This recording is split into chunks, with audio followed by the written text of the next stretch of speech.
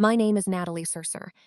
I, I was 33 years old when my billionaire father stood up at my wedding, pointed at my husband, and said, "You own nothing. Not the company, not the name, not even the man standing beside you." Everyone in the ballroom heard him. My stepmother smiled. My half-sister Ava lifted her phone to record my humiliation. And my husband, Ethan, the man my family called poor, simply held my hand under the table and whispered, "Let him finish. People like him always say too much when they think they've already won." I didn't understand what he meant that night. I only knew that my father had taken the company I built, put my sister's name on it, erased me from my own work, and then used my wedding toast to tell 200 guests that I had never owned anything at all. But 6 months later, Ethan walked into my father's boardroom, placed a folder on the polished table, and said, "No, Victor. She didn't bring her broke husband to negotiate. She brought the man who bought your debt." That was the moment my father stopped laughing. And that was the moment I finally understood something he had spent my entire life trying to hide from me. A thief can steal your name from the front door, but he cannot erase the first version. To understand why my father thought he could take everything from me, you have to understand Victor Mercer. To the public, my father was a genius. That was the word magazines used. Genius. He owned Mercer Health Group, a private healthcare empire made of clinics, medical technology companies, investment funds, and executive boards full of men who nodded whenever he spoke. He gave interviews about innovation. He donated to hospital galas. He stood on stages and said healthcare needed vision, courage, and leadership. People believed him because people like believing rich men who speak calmly behind expensive podiums. But at home, my father's favorite word was ownership. He owned the houses, he owned the cars, he owned the family name, he owned the companies. And if you depended on him, even emotionally, he believed he owned you too. My mother died when I was 19. Her name was Rebecca, and she was the only person in our family who ever asked me what I wanted before telling me what I should become. After she died, my father remarried a woman named Meredith. Meredith was elegant, cold, and perfectly trained in the art of cruelty that sounded like concern. She never said, "You're not good enough." She said, "Natalie, are you sure that kind of ambition won't disappoint you?" She never said, "Ava is better." She said, "Some girls are simply more naturally suited to being seen." Ava was Meredith's daughter from her first marriage, but my father adopted her socially before he adopted her legally. She was 5 years younger than me, beautiful in the way expensive people are beautiful, and gifted at turning other people's work into her own spotlight. When we were teenagers, she copied one of my essays for a private school application and won praise for being unexpectedly thoughtful. When I told my father, he said, "Natalie, good ideas often belong to the person brave enough to use them." I should have remembered that sentence. It became the blueprint for everything he did later. I was never the visible daughter. I was the daughter who fixed things. When the family office printer jammed before a board dinner, I fixed it. When my father's assistant needed old vendor files sorted, I sorted them. When Ava's laptop crashed the night before her college presentation, I recovered the files. When Meredith forgot a charity donor's name, I found the guest list and whispered it before anyone noticed. I was useful, but I was not celebrated. My father called that humility. I later learned it was erasure. I studied operations management, not because it sounded glamorous, but because I loved systems. I loved watching how small steps connected. I loved finding the one broken process that made everyone else's job harder.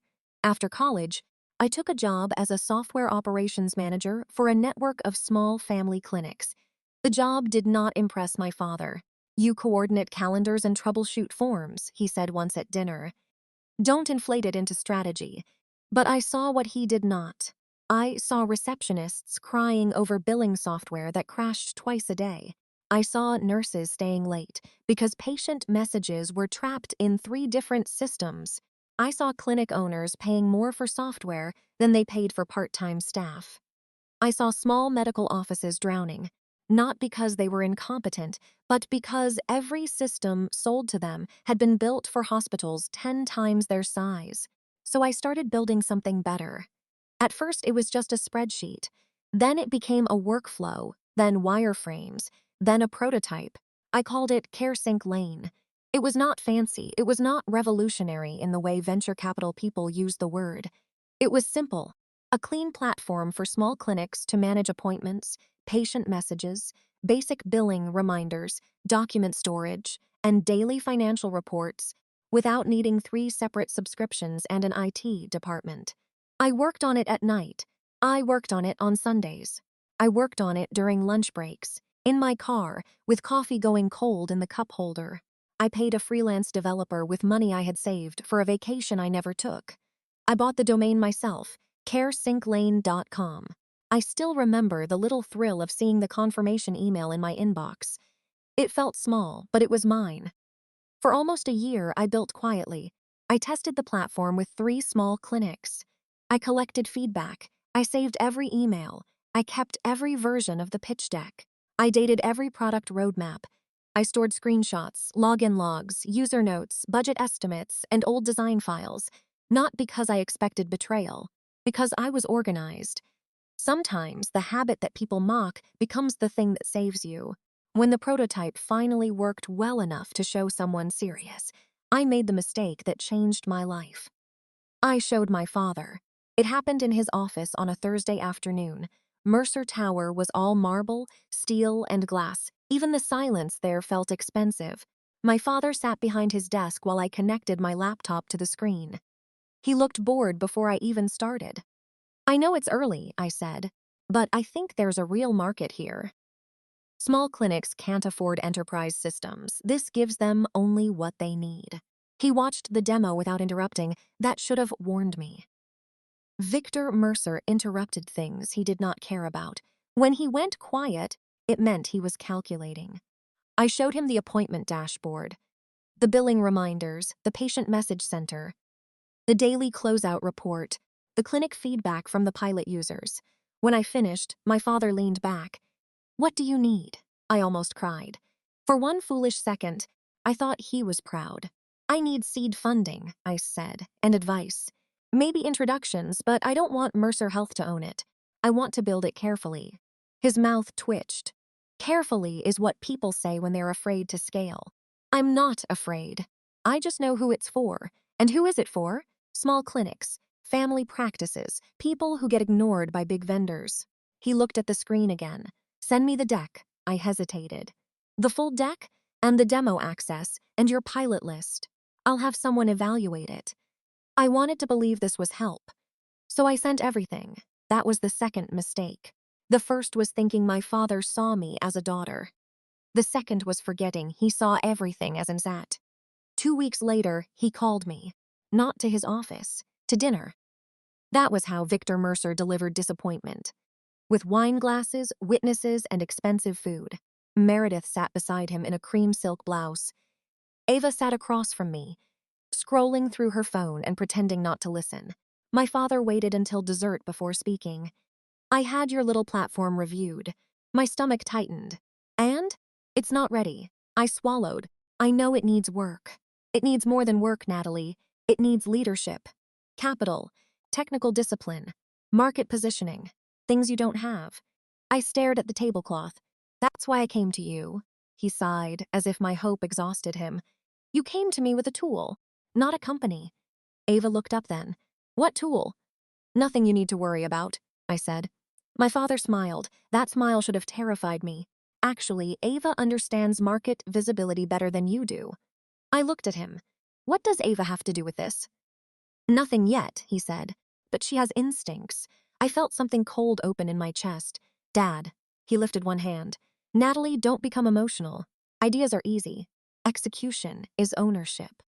I remember those words because I wrote them down afterward.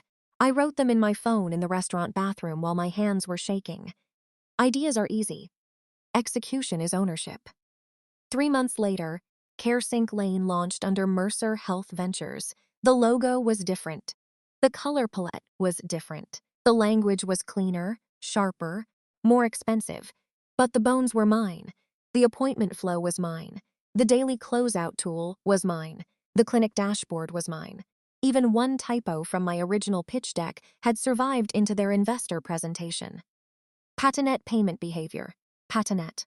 I had made that typo at 2:13 in the morning after working 14 hours. And there it was, in Ava's polished launch deck, proof of theft dressed as innovation. Ava appeared in a magazine 2 weeks later. The headline called her, "The Young Founder Simplifying Healthcare for Forgotten Clinics." I sat in my apartment staring at the photo until my vision blurred. Ava wore a white blazer and leaned against a glass wall, smiling like she had personally invented compassion. The article said CareSync Lane had been born from her deep empathy for small providers. Ava had never spent one full day inside a struggling clinic in her life. When I confronted my father, he did not deny it. That was the worst part. He did not panic. He did not apologize. He looked at me across his office and said, "You built a prototype. Ava built a company." I could barely breathe. She didn't build anything. She made it presentable. She stole my work. He stood. "Natalie, nobody stole anything from you. You brought an undeveloped concept to people who could make it real." I brought it to my father. His eyes hardened. "And your father kept you from embarrassing yourself." That sentence broke something in me. Not loudly. No dramatic scene, no thrown glass. Just a quiet internal fracture. The part of me that still wanted him to say he was proud went silent. For almost a year, I watched Ava stand on stages and accept applause for my work. I watched my father mention CareSync Lane in shareholder updates. I watched Meredith tell guests, "Ava has always had the founder spirit." I stopped attending family dinners unless guilt dragged me there. And then I met Ethan Cole. It was at a struggling clinic outside the city. One of our software vendors had failed during a billing migration, and I had been sent to clean up the mess. The clinic was small, understaffed, and exhausted. There were boxes of paper files in the hallway, and a printer making a sound like it wanted to die.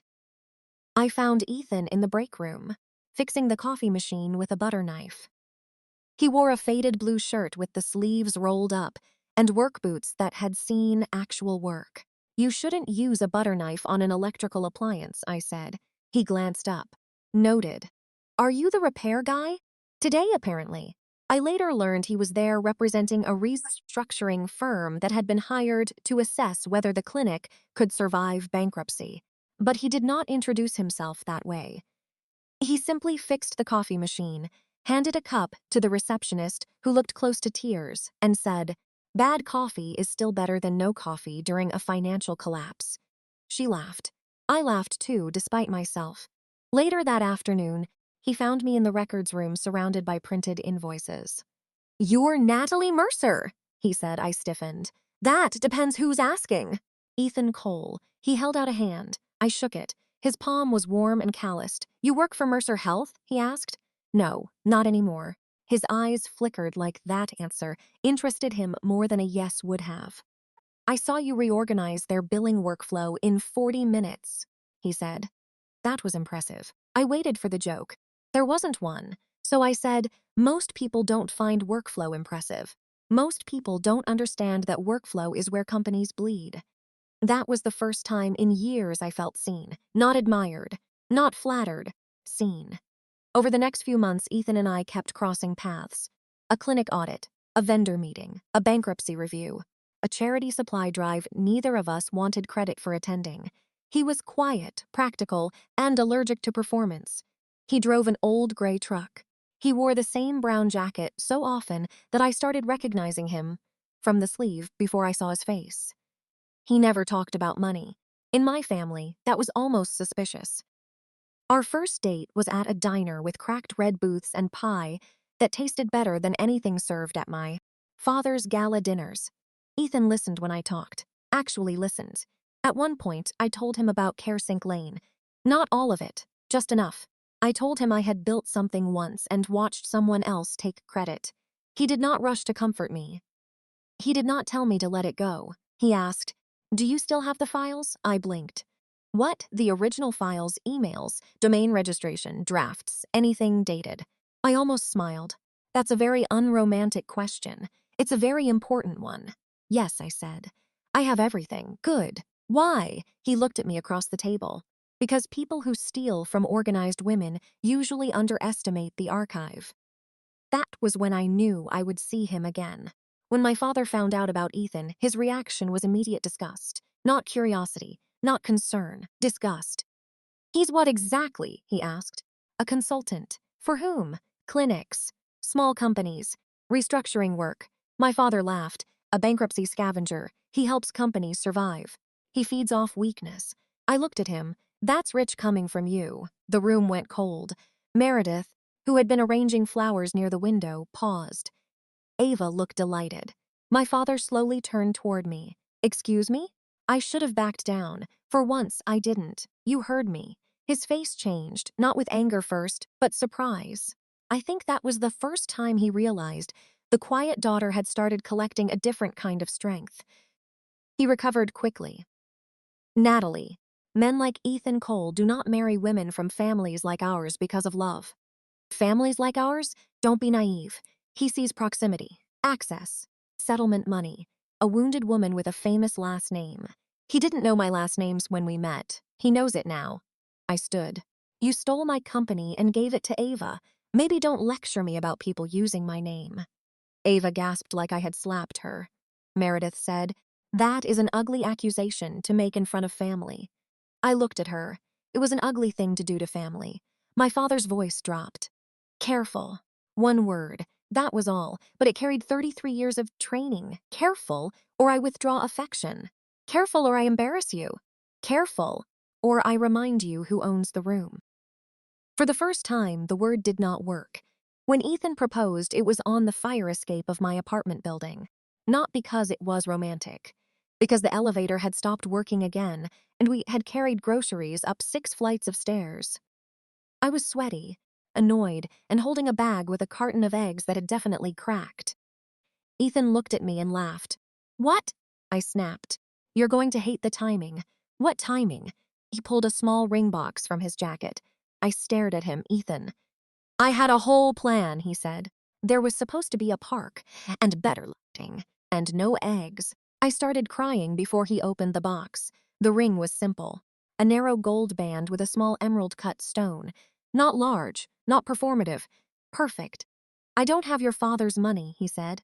I don't have a name that makes rooms stand up. But I know how to stay. I know how to build slowly. And I know the difference between owning something and deserving it. Natalie, will you marry me? I said yes while holding broken eggs. It was the happiest I had been in years. My father ruined it within 24 hours. He summoned us to Mercer Tower. Ethan wore a clean shirt, dark jeans, and his old brown jacket. I asked if he wanted to wear a suit. He said, your father isn't confused about fabric. He's confused about value. That should have been our wedding vow. Victor sat behind his desk like a judge. Meredith sat beside him. Ava stood near the window, pretending the skyline was more interesting than the man she was, clearly there to mock. My father looked at Ethan's jacket, then at me. Is this a rebellion or self-harm? I felt Ethan's hand touch my back lightly, not to silence me, to remind me I was not alone. I'm getting married, I said. You are attaching yourself to a man who has nothing. Ethan spoke calmly. Nothing you recognize. My father's eyes moved to him. What does that mean? It means your measurements are limited. Ava laughed. Oh, he speaks in bumper stickers. Ethan smiled politely. And you speak in borrowed decks. The room stopped. Ava's face flushed. My father stood. What did you say? Ethan looked at him with a calm I still envy. I said congratulations on the company. We left shortly after that. In the elevator, I looked at him. You knew?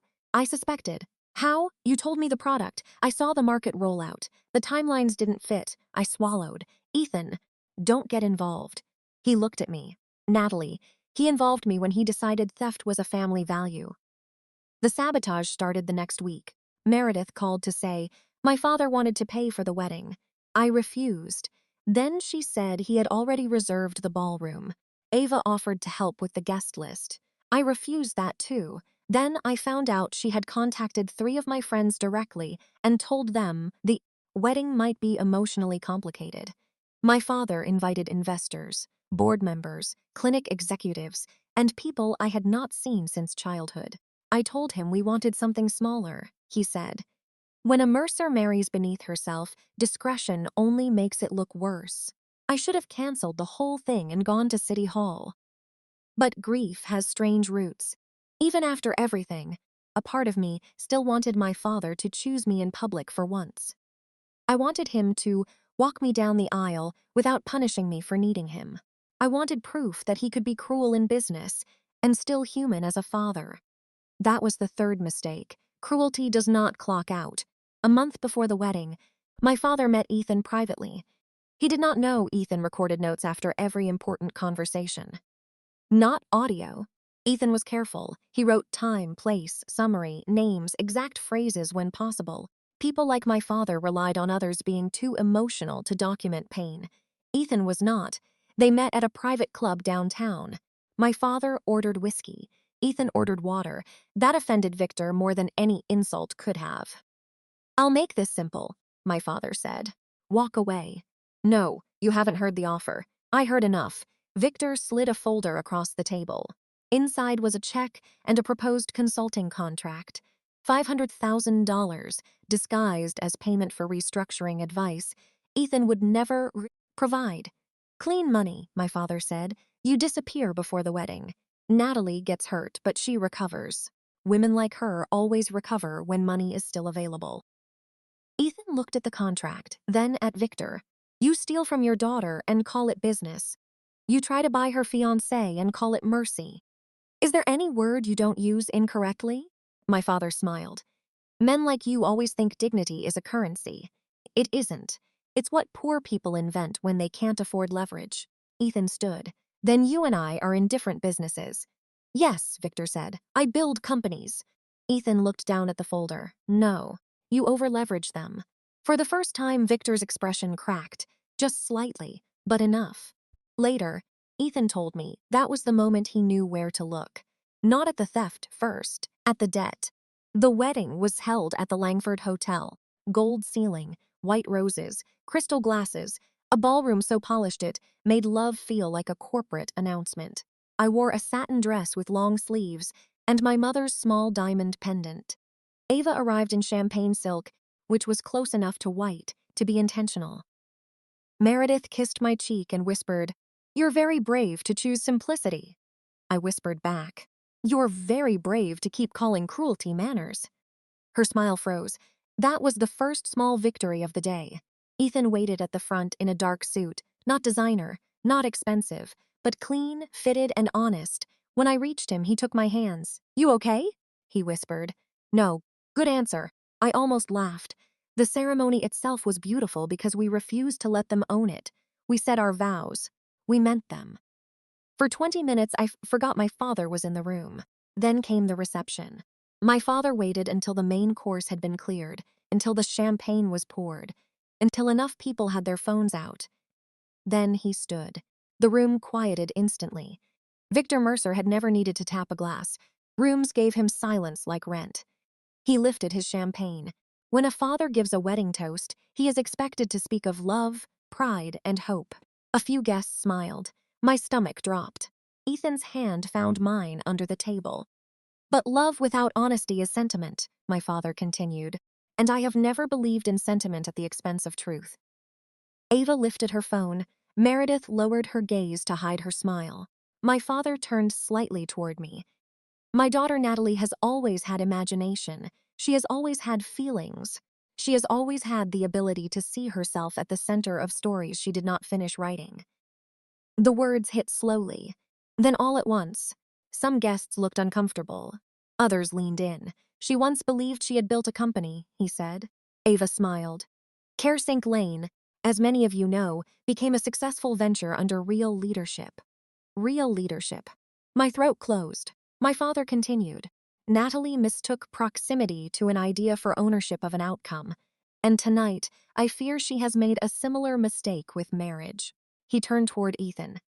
"She has chosen a man who cannot afford the room he is standing in." A few people laughed. Not loudly, but enough. Ethan did not move. My father looked satisfied. A man with no legacy, no meaningful capital, no seat at any table that matters. He raised his glass higher. So let me offer my daughter one final truth before she builds another fantasies on someone else's foundation. Then he looked directly into my eyes and said, "You own nothing, not the company, not the name, not even the man standing beside you." The room went silent, not out of respect, out of shock. My face burned. Ava's phone was still raised. I could see myself reflected in the black glass of it, small and pale and frozen. For 1 second, I wanted to stand and scream everything. The domain registration, the prototype, the copied typo, the pilot clinics. The year of nights I spent building what Ava wore like jewelry. But Ethan tightened his hand around mine, then leaned close and whispered, "Let him finish. People like him always say too much when they think they've already won." I turned my face slightly toward him. He did not look angry. He looked focused. My father misread Ethan's silence as defeat. "That was his final mistake," Victor continued. "As of tonight, Natalie is independent in every sense she has claimed to desire.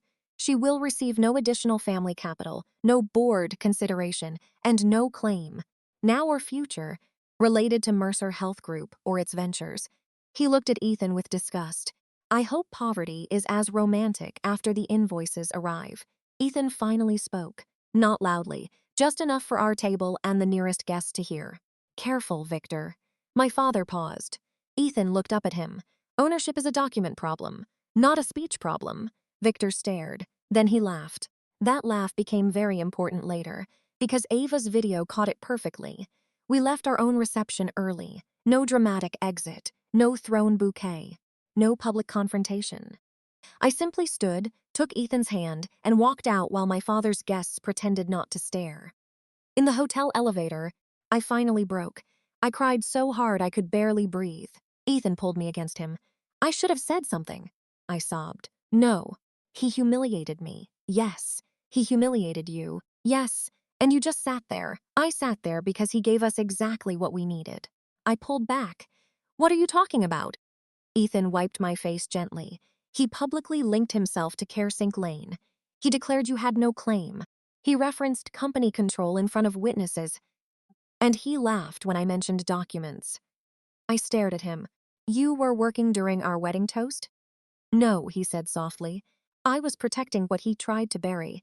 That night, in our hotel room, Ethan asked for the archive, everything. Old laptop, email accounts, domain receipts, draft decks, pilot clinic messages, freelancer invoices, screenshots, calendar invites, voice memos. I gave him a shoebox of USB drives, notebooks, and printed files.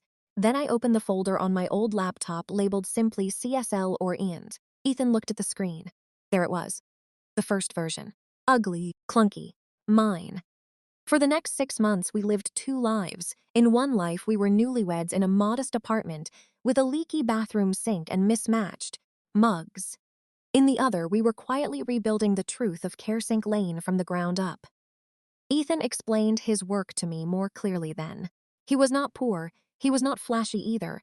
He specialized in distressed acquisitions, buying debt, negotiating with creditors, restructuring failing companies, and finding leverage in places arrogant executives ignored.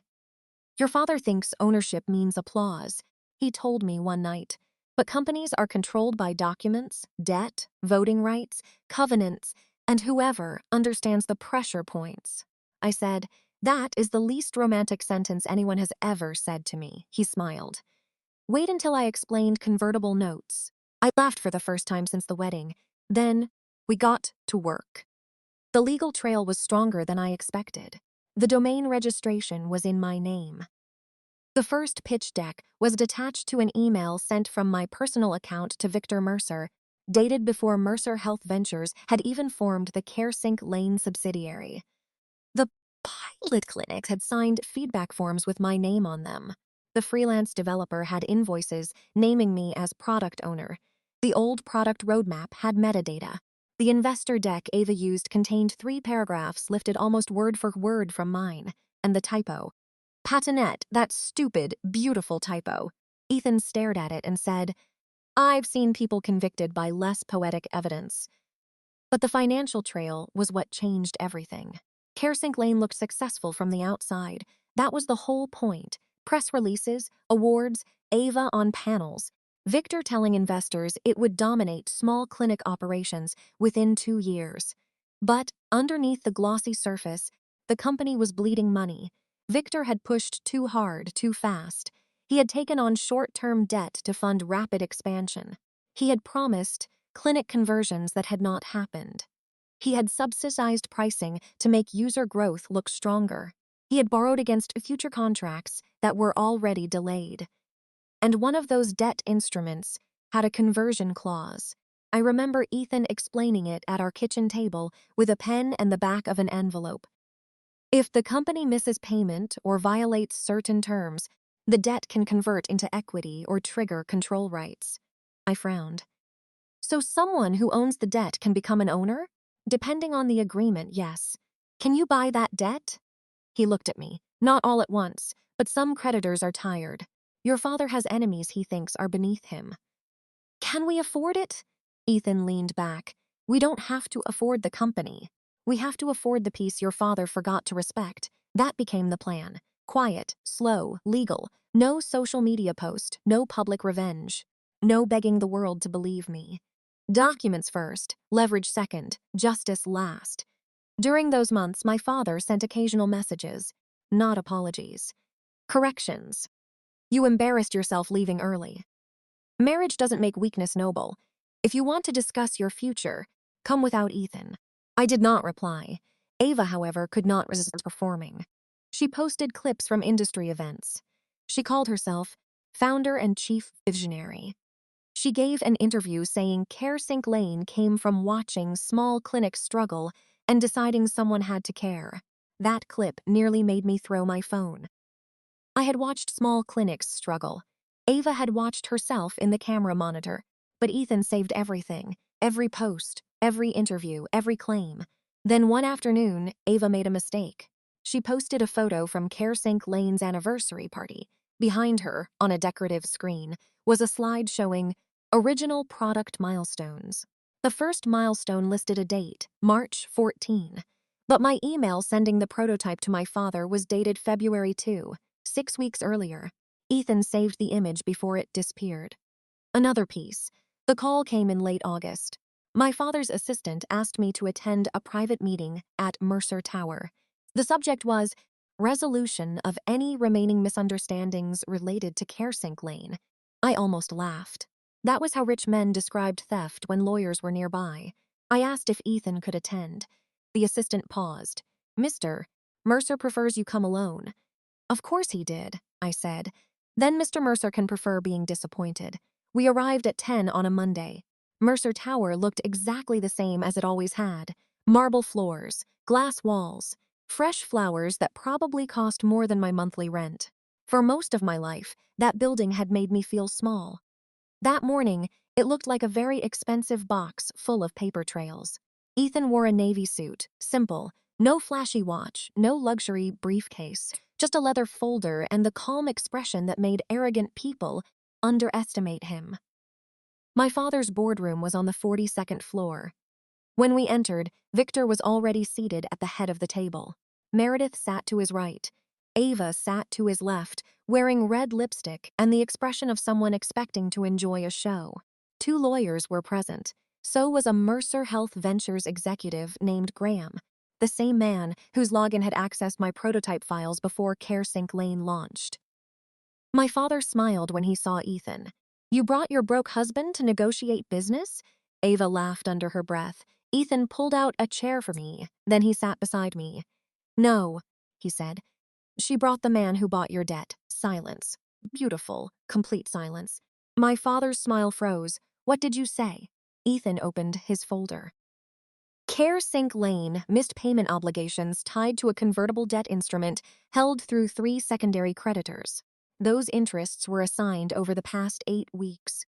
One of the lawyers sat forward. Assigned to whom? Ethan placed a document on the table. To a holding company I control. Ava whispered, That's not possible. Ethan looked at her. People often say that after ignoring paperwork. My father's face darkened. This is a stunt. No, Ethan said. Your wedding toast was a stunt. This is enforcement. I almost smiled. The lawyer reached for the document. Ethan let him take it. Then he placed another folder on the table. And before we discuss control rights, Natalie has documentation supporting her claim as original creator of CareSync Lane. My father turned toward me, his voice lowered. Natalie, be very careful. There was that word again. Careful, but this time it did not shrink me. It steadied me. I opened my laptop. No, Dad. You be accurate. Ava scoffed. You're really still doing this? You had an idea. It became a company because people better than you touched it. I clicked the first file. My original domain registration, dated January 17. Next slide, my first pitch deck, sent to Victor Mercer on February 2. Next slide, pilot clinic feedback forms naming me as product lead. Next, freelance developer invoices paid from my personal account. Next, product roadmap metadata. Next, login logs showing Graham accessed my prototype environment 12 days before Mercer Health Ventures registered CareSync Lane's corporate entity. Graham went pale. My father did not look at him. That told me enough. Then I opened Ava's investor deck. I highlighted 3 copied paragraphs. Then the typo. Patinette. The boardroom screen displayed the word in giant letters. For years, I had hated that typo. Now it looked like a fingerprint. I turned to Ava. You copied my mistake. Her face flushed. I didn't build the deck. No, I said. You just accepted the applause. My father slammed one hand on the table. That is enough. Ethan looked at him. It's not. Then he played the wedding video, Ava's own recording. My father's voice filled the room. You own nothing. Not the company, not the name, not even the man standing beside you. Then Ethan's voice. Ownership is a document problem, not a speech problem. Then my father's laugh. Ethan paused the video. You publicly acknowledged a dispute over ownership while asserting control. That matters. My father looked at Ava. You recorded that? Ava stammered. I was just mocking me, I said. Yes, that part worked. For the first time in my life, Ava looked less like my father's chosen heir and more like what she had always been. A girl holding stolen things she did not know how to defend. The lawyers requested a private recess. Ethan said they could have one after acknowledging receipt of the debt assignment and preservation notice. My father stared at him with open hatred. You think buying scraps makes you powerful? Ethan answered calmly. No. I think underestimating scraps made you vulnerable. Meredith finally spoke. Natalie, this is not who you are. I looked at her. No. This is exactly who I am. You just never paid attention unless I was useful. She had to know. My father tried one last strategy. He softened his voice. Natalie, this company exists because of Mercer Resources. You could have had a place here. You still can. Don't let him turn you into something bitter. I looked at the man who had stolen my work, humiliated my husband, erased my name, and called the return of truth bitterness. Then I said, I'm not bitter. I'm documented. That was the line that ended the meeting. Not legally, not officially, but emotionally. My father understood then that I was no longer asking him to admit what he had done out of love. I was proving it without him. The next weeks were chaos inside Mercer Health Ventures. Not public at first. Rich people are very good at hiding fires until smoke reaches investors. But the board could not ignore the debt conversion rights. They could not ignore the authorship evidence. They could not ignore Graham's access logs. They could not ignore Ava's copied deck once our attorney sent a formal notice. And they definitely could not ignore Victor's own recorded words. Ava was removed from public founder materials first, quietly, then not so quietly. Her biography changed from founder to early brand ambassador. I laughed for 10 full seconds when I saw it. Early brand ambassador. That was the corporate version of being caught wearing someone else's crown. Victor fought harder. He claimed I had misunderstood my role. He claimed the product had been substantially transformed. He claimed Ethan had manipulated me. He claimed the debt acquisition was predatory. That one was almost funny. A man who built an empire feeding on weaker companies had discovered ethics when someone bought the knife from his hand. In the end, the settlement was not as dramatic as people imagine justice should be. There was no courtroom gasps, no judge slamming a gavel, No headline calling me brilliant overnight. There were meetings, red lines, signatures, exhausting calls, but the result was real. CareSync Lane acknowledged me as original creator and founding product architect. I received equity. Ethan's holding company gained enough control influence to force operational restructuring. Ava's founder claims were removed from official materials. Graham resigned. Victor lost direct control over CareSync Lane, and for the first time, the company I built had my name attached to its origin. But the best part was not the money. It was walking into the CareSync Lane office after the agreement was signed. The office was smaller than I expected. Rows of desks, whiteboards, engineers drinking bad coffee, customer support staff answering clinic calls. A product manager gave me an awkward tour, clearly unsure whether I was a threat, a founder, or a scandal. Maybe I was all three. In the conference room, I saw the current dashboard projected on a screen. It was sleeker now, faster, more expensive looking. But under the polish, I recognized the original heartbeat.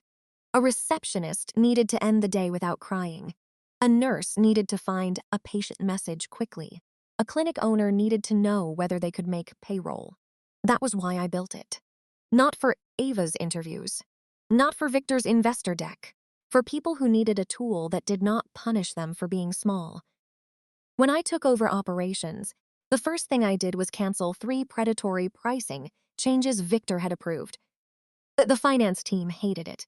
Then I showed them the churn projections, the customer complaints, the support burden, the long-term retention model. One analyst looked at me and said, "How did you know where the breakage was?" I smiled, because I built it for the people you were about to lose. Ethan watched from the back of the room, quiet, proud, still not trying to own the moment. That night, we went home to our apartment.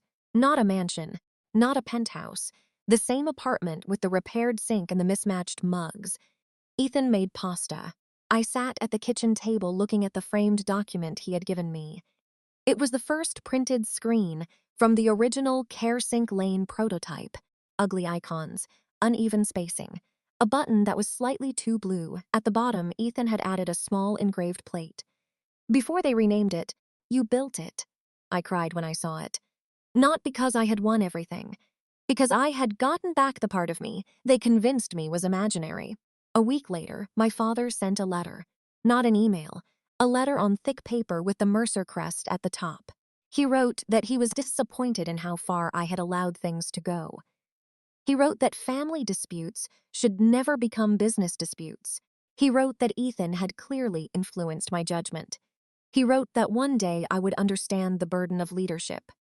He did not write, "I'm sorry." He did not write, "You built it." He did not write, "I stole from you." So I wrote back only one sentence. "You own nothing that I need anymore." I never sent it. I framed it in my mind and moved on. Ava tried to call me twice. I did not answer. Then she sent a message. "I hope you're happy. You humiliated me publicly." I stared at the words for a long time. Then I replied, "No, Ava."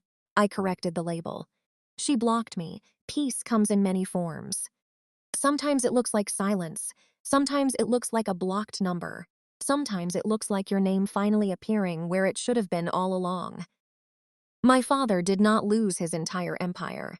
Men like Victor rarely do in one clean motion. He still had money, still had houses, still had people willing to shake his hand if the room was expensive enough. But he lost something he valued more than money. He lost the right to define me. For 33 years, he had told me who I was. Too emotional, too small, too useful to praise, too ordinary to lead, too dependent to defy him. At my wedding, he told the world I owned nothing. 6 months later, the paperwork proved otherwise. On our first anniversary, Ethan and I did not throw a party. We went back to the diner where we had our first date. Same cracked red booth, same pie. Same man in the brown jacket, though I had finally convinced him to buy a second one. He asked, "Do you regret anything?" I thought about it. I thought about the year I lost watching Ava wear my work. I thought about the wedding toast. I thought about the room laughing. I thought about the silence after Ethan said he had bought the debt. Then I said, "I regret showing him first." Ethan nodded. "That's fair. But I don't regret keeping everything." He smiled. That was the most Natalie thing you could have done. I looked out the diner window at the rain moving over the glass. For years, I thought being quiet meant I had no power. But quiet built the archive. Quiet saved the emails. Quiet kept the drafts. Quiet noticed the typo. Quiet married a man who understood leverage better than ego. And Quiet walked into a boardroom with proof. My father said I owned nothing, but he forgot something. Thieves can steal a name. They can buy a logo. They can put a prettier face on the magazine cover. They can laugh in a ballroom and call it truth. But they cannot steal the first version. They cannot erase the timestamp. They cannot delete every email. They cannot make a copied typo belong to them. And they cannot keep ownership forever when the woman they erased finally learns the difference between asking for credit and taking back control.